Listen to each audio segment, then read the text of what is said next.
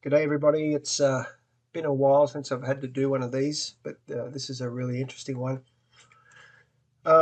We've got a pretty busy circuit here in about 3 or 4 minutes. Presently we've got an aircraft just on crosswind about to join downwind here, and we've got another about to turn base, and we've got an aircraft coming in from the north. So these boxes, they tell us the aircraft on crosswinds 1076, the aircraft about to turn base 1025, and the aircraft in from the north is at 2152. So we'll just play it at 2 times speed, and there'll be a couple of other players come in as we see, so as we move on. So moving along, this aircraft's turned base. The aircraft's on downwind's done a interesting turn. Another aircraft just taking off. I'll just stop the trace here. So we've got an aircraft on upwind, an aircraft on downwind 956. The aircraft inbound from the north starting to descend, and the aircraft on base is descending. So continuing the trace here. We've got the aircraft from the north very slowly descending. Aircraft on base continuing as normal. The other aircraft now on base, and seems to be interesting the way that the spacing is, but it's I don't know what he's doing. It's quite interesting. I'll freeze it here. The aircraft that took off is now turning downwind at about 900. We've got another player coming in here from the west, and he's at 3038 feet. The aircraft from the north is 1500, so that's an acceptable overhead join considering he's on the active side. So we'll continue the trace. And the aircraft in the front is turning final, and the other aircraft is maintaining 1000 feet, obviously going to the non-active side, which is good. However, there's a risk here. Not sure if this aircraft from the north at 1400 starting to descend now has actually got this aircraft visible, so that could be a safety hazard. The aircraft in from the west is 2600, obviously on descent. And we got a new player here, another aircraft in from the north at 1600. So playing the trace, it's getting quite busy now. We'll just keep going a little bit more. The aircraft on final is 300 feet. The aircraft on downwind 1000 feet. And I'll just stop it here. So the aircraft in the front on the non-active side is at 1200 feet. And the aircraft that was from the north originally is still at 1500. Aircraft coming in from the north 1500, in from the west 2100. So continuing to play the track.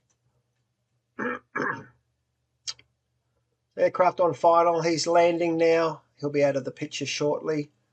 So now we have 3 aircraft on the non-active side. So we'll just stop that there. We've got the aircraft on the runway. He's 160 feet. Now just keep in mind that these altitudes are approximate, and the positions of the aircraft are approximate because the radar and the software are not that accurate. We've seen some funky stuff happening and different altitudes, depending upon whether they're a primary paint or if they're actually receiving ADS-B data. So it can get a little bit curious as to what is actually happening. So right now we've got this aircraft here is joining, about to cross over the center line onto the active side, and he's at 1100. And this aircraft behind him is still at 1500. So he doesn't have a lot of time to get down if he's actually planning to join the circuit. And the aircraft from the west is now at 1100, and he's below, or he or she is below the aircraft that's still at 1500. Other aircraft inbound 1500. So we'll continue to play the trace. And aircraft crossing over the active side now 1100. And we'll just pause it there. We've got an aircraft on base. I spoke to the pilot of this aircraft here, and they advised that they were not at 272 feet over those houses, so that's the disparity with the software. Aircraft taking off after the touch and goes on climb. The aircraft on turning downwind now is at 1,100. That's an okay altitude, plus or minus 100. However, the aircraft that was behind him that came in from the north originally is now at 1,600, and the aircraft from the west is at 1,000 coming in behind. Now, the aircraft that come in from the west at 1,000 here is quite a fast aeroplane. It's a warbird, and so he's made the right decision to come in behind so that he can avoid that aircraft descending in front of him. And given the speed, it's probably a good decision. So playing the trace again, we'll see that the warbird aircraft is now crossing onto the active side at an appropriate altitude. However, I'll pause it here. We've got an aircraft that did a touch and go, and I believe it was a Vixen, and he is on a crosswind. All a good decision, good flying. They're at, I'm not sure if they're going to be at 900 feet. I'll just see, yep. So they're saying that they're at 900 feet, which could be a conflict with this aircraft. This aircraft, no, not that one. Which one are we talking about? We're talking about this one. Could be a conflict with that guy or girl if they were at the appropriate altitude. However, they're at 1,500 crossing over the center line. Well, that's not good planning. So let's continue the trace and let's have a look at the situation here. We'll just pause that here piece by piece. The warbird is on the inside of the two aircraft on the crosswind. Being the Vixen in this position and the aircraft that was from the north that says it's a 172. So he's a lot faster. The warbird is a lot faster. So being on the inside is probably good in this situation, because being on the outside we'd be too far upwind. This aircraft still at 1,500. He's not really a hazard to anybody at the moment because he's doing an overhead join by the look of it. This aircraft is at the appropriate altitude on downwind, and this aircraft is on final. So this is where it starts to get really, really interesting.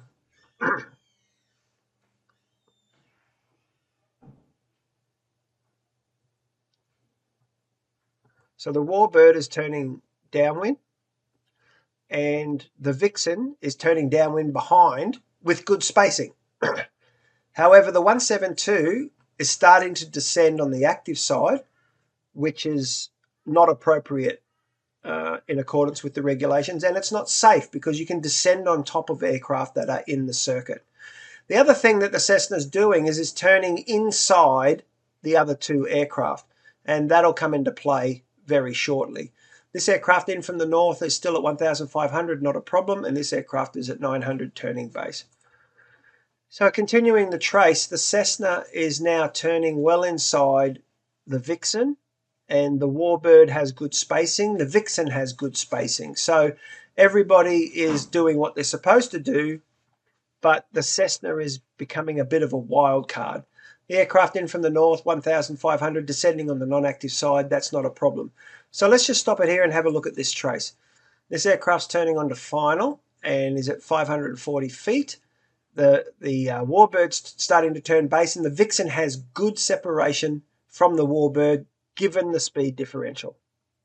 All good. This Cessna 172 is now at 961 feet circuit altitude, and we'll continue to play the trace. Now, we don't have any audio trace, but hopefully we could get that in the future. But something really curious is about to transpire here. The Cessna is still on the inside of everybody else and continues to fly towards the downwind, but towards the base leg. And let's just stop it here for a second. So we've got the Vixen here at 808 feet and the Cessna 172 at 850 feet, close proximity. Not real good. We'll continue to play the trace. Everything else is working out fine for everybody else. Now the Cessna turns in front of the Vixen. I don't know what radio chatter is going on there, but apparently there was some excitable exchanges, shall we say, between the Vixen and the Cessna.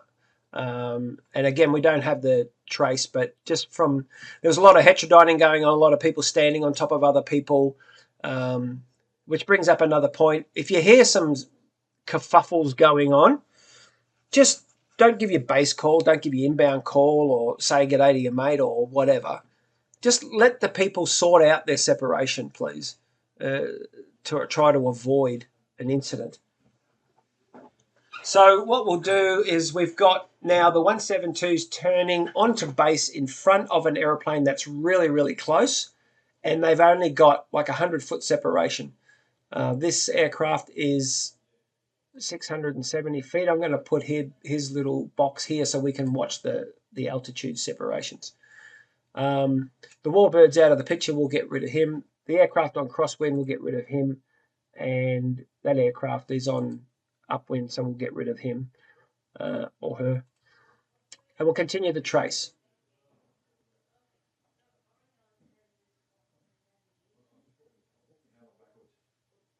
So we're letting the trace go, and we'll just stop it here. Maybe we'll back it up just a little bit. Here we got like 75 feet difference in altitude, and a pretty close, if we go in here, according to the scale down here, that shows 200 meters, which is pretty close. Now, as the trace continues, I just wanted to get the airfield back in there. As the trace continues,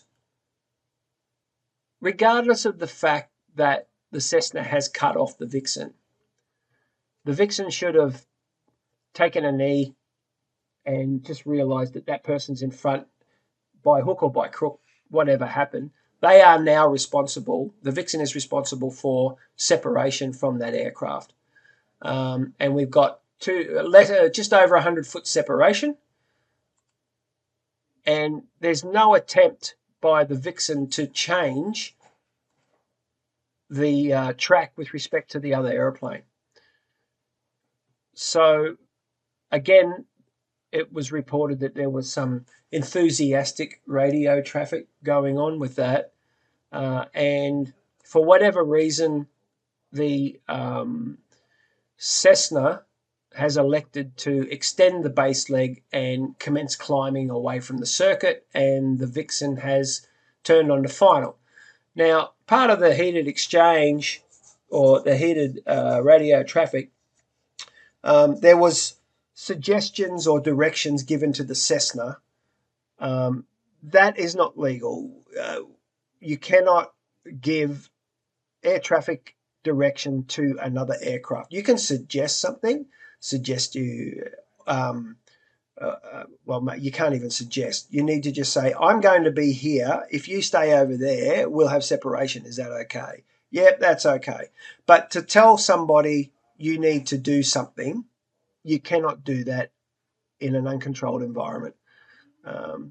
So airmanship, decision-making, if you're that close to another airplane and you find yourselves behind them, regardless of whether they pushed in front of you or not, do the airmanship thing and reduce the risk, and either go around yourself or give some more spacing.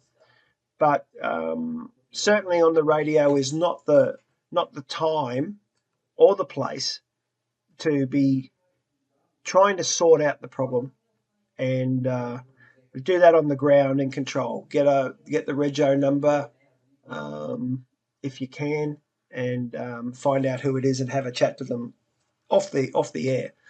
So all in all, a pretty interesting type of activity going on. I will note that this aircraft, the Cessna 172, is flying over a noise-sensitive area that's identified in the ops manual of the Caboolture Aero Club. And I will also highlight that this aircraft is not resident of Caboolture. Its origin was from Maryborough. All the other aircraft in the circuit that were operating outside the noise-sensitive areas with good spacing and observing good airmanship, they were all resident of the Caboolture Aero Club. So again, there's another situation where somebody has come in, may or may not have familiarised themselves with the operating requirements at Caboolture, and not followed the appropriate standard procedures in accordance with the AIP and the ERSA, and created a potential hazard. But this has been exacerbated by some excitable radio chatter, which is not really good airmanship, and it's better to just take the go around, get another 0.1 or 0.2 on your bill, and have a safe outcome. All right, let's keep it real out there, people, and fly safe, have fun.